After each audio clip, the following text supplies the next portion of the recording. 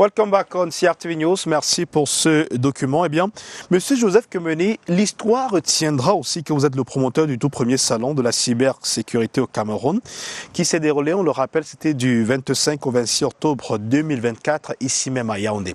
Je vous propose de rester en 2024 et d'avoir certainement ces chiffres. Alors, dites-nous, quelle est l'ampleur des attaques de cybercriminalité et les montants dérobés dans les comptes en 2024, l'état général de la cybercriminalité au Cameroun? Mais là, en fait, en janvier 2024, le ministère a fait un rapport très important. Le ministère a tenu, je vous dirais, un séminaire de sensibilisation. Okay. Et lors de ce séminaire, le ministère nous faisait comprendre que nous avons plus de 34 000, pour être exact, nous avons plus de 34 584 vulnérabilités. Ça veut dire que les entreprises publiques et privées au Cameroun sont exposées aux vulnérabilités. Et toujours pendant ce séminaire que le ministère avait organisé le 31 janvier 2024, le ministère révélait en même temps qu'il y a eu plus de 6 milliards de pertes en ce qui concerne les attaques de scamming et de phishing. Ça fait beaucoup. Oui, 6 milliards. Et sans oublier les attaques d'intrusion qui se chiffraient au montant de 7 milliards. Donc nous avons là au total presque 13 milliards de francs CFA dérobés.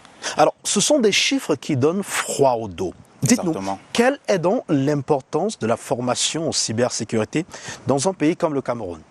Et dans les recommandations justement du Minpostel et même du géant Kaspersky, qui a aussi organisé un séminaire en février 2024, les recommandations nous disent clairement qu'il est important de former et de sensibiliser. Donc il faut former le personnel, ou bien il faut former la population de manière générale. Donc nous comprenons donc qu'il est important pour nous d'axer aussi, de mettre un point particulier sur la formation.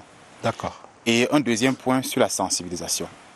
Alors, les recommandations que moi j'ai lues, venant de Kaspersky et du Minpostel, et aussi les audits réalisés par Antic, m'ont permis de comprendre en fait qu'il est important pour les instituts supérieurs ou bien professionnels de se lancer dans ce domaine en offrant des formations de pointe aux étudiants ou à la population de manière générale. C'est pour cela que ISA s'inscrit donc dans cette dynamique de former les jeunes Camerounais capables de défendre ou de protéger les systèmes d'information de nos entreprises publiques et privées. Alors, Monsieur Joseph Kemené, on va revenir sur les chiffres que vous venez d'évoquer. Je rappelle à nos millions de téléspectateurs que Kaspersky, c'est un géant mondial de la cybersécurité. Vous parlez tout à l'heure des chiffres assez forts, plus de 33 000 attaques en 2024. C'est un chiffre relativement hausse par rapport en 2023. Qu'est-ce qui peut expliquer justement cette hausse en termes d'attaques? Alors, Kaspersky nous révèle justement que nous avons plus de 33 900 pour être précis sur les chiffres en 2024 contre 174 472 en 2023. Donc nous constatons là une hausse de 91%. Donc ça veut dire que les attaques sont réelles dans notre pays et ça doit nous interpeller. Pourquoi? Parce que si nous avons eu 91% de hausse d'attaques en 2024 contre 174 000 en 2023, ça veut dire que l'attaque, elle est vraiment présente la menace, elle est présente. Qu'est-ce qu'il faut donc faire? Ça doit nous interpeller. Nous devons comprendre qu'en fait, nos systèmes d'information sont vulnérables aux attaques. Comme le Minpostel révélait qu'il y avait plus de 34 000 vulnérabilités détectées en 2024 aussi. Donc ça veut donc dire que ce chiffre nous permet tout simplement de comprendre que nous devons faire très attention. Le système d'information est vulnérable et nous devons prendre les mesures nécessaires pour essayer de réduire au maximum les attaques cybernétiques ou bien de réduire aussi les menaces qui pèsent sur la population camerounaise de manière générale. Vous parlez de prendre des mesures nécessaires pour essayer de réduire considérablement le phénomène. Et le Cameroun, dans ce sillage, peut collaborer avec des géants comme GAFAM. Exactement.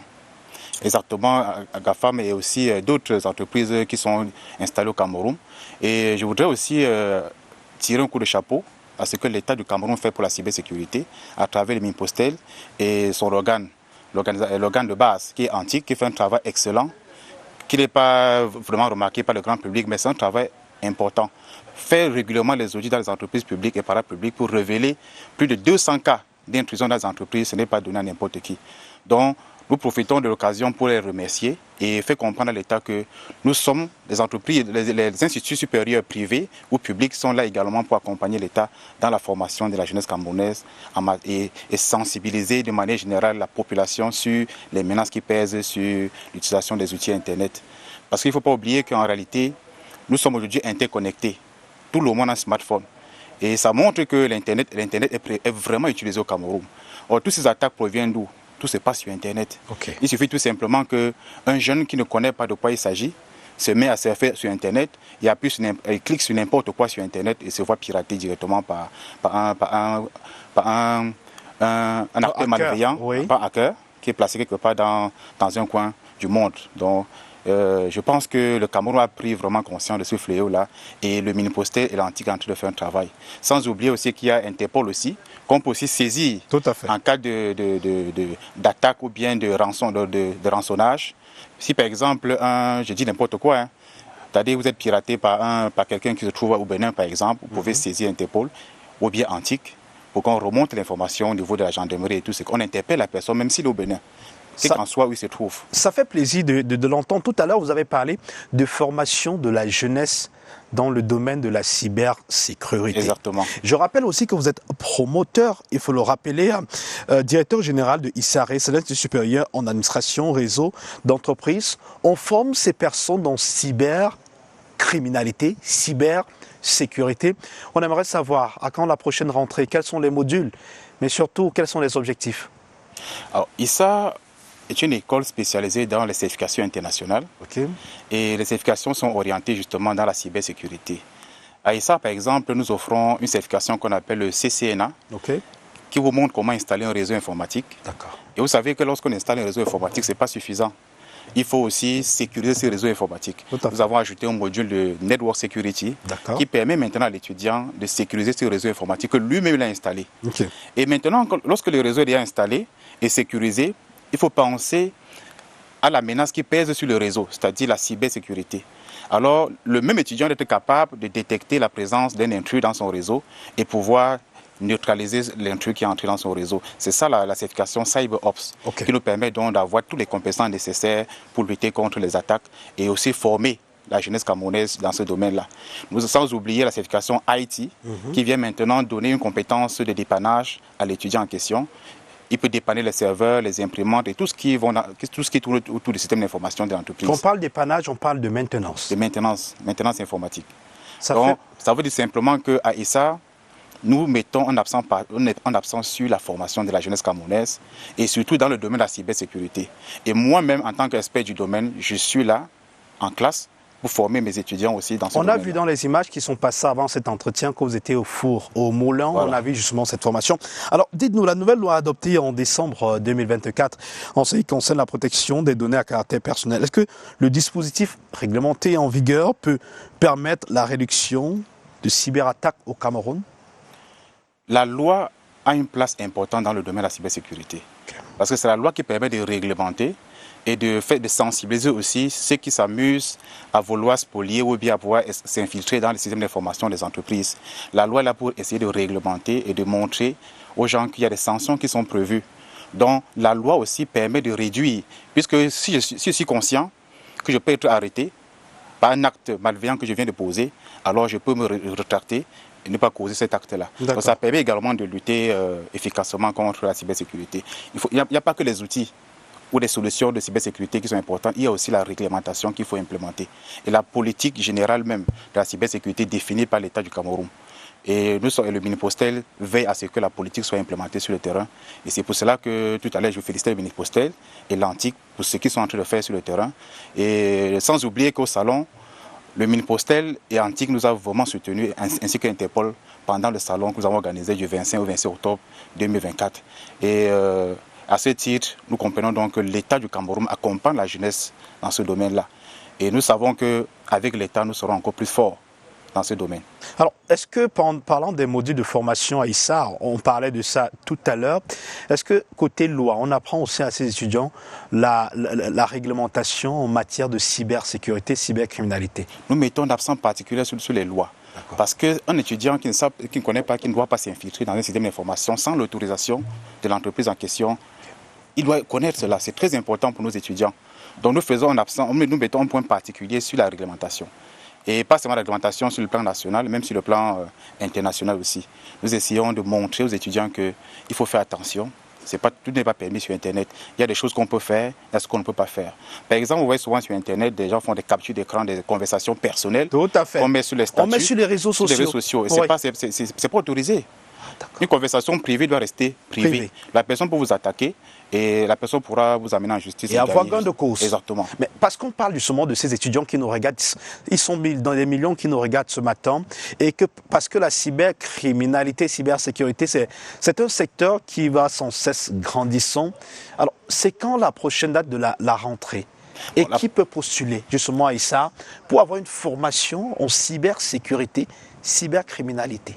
Alors à ISA, la prochaine rentrée, c'est le 24 mars 2024, c'est-à-dire dans quelques jours. Et la formation, elle est ouverte à tous ceux qui ont un niveau baccalauréat et plus, c'est-à-dire un BTS, Est-ce qu'on peut avoir un baccalauréat A et venir faire cybersécurité? Exactement. Il n'y a pas de... C'est possible? Oui, c'est possible. Il n'y a pas de physique, il n'y a pas de mathématiques dans cette filière en fait. Ok. On demande tout simplement à la personne d'être intuitif et aussi déterminé dans sa formation, c'est tout. La cybersécurité demande juste de la détermination et aussi de l'engagement personnel. C'est un domaine qui n'est pas facile, mais tous ceux qui ont un niveau baccalauréat, que ce soit un bac scientifique ou bien un bac littéraire, on leur place dans ce domaine. Déjà, il y a eu à former des étudiants qui avaient un niveau baccalauréat. C'est pas évident hein, pour ceux qui ont un bac littéraire, c'est pas évident en termes de chiffres. Hein.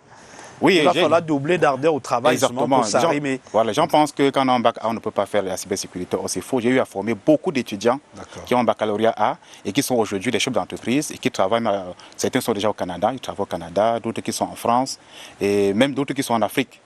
Et même dans mon entreprise, j'ai mes étudiants que moi-même j'ai recrutés qui sont là maintenant pour soutenir la formation et former leurs petits frères.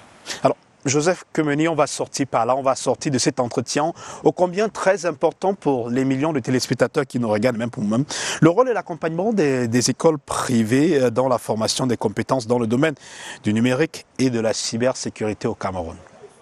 Alors, vous savez que de manière générale, l'État ne peut pas tout faire. L'État doit s'appuyer sur les écoles privées. C'est pour cela que nous avons le ministère de l'enseignement supérieur et le MINIFOP, qui est là, le ministère de l'Emploi et de la formation professionnelle.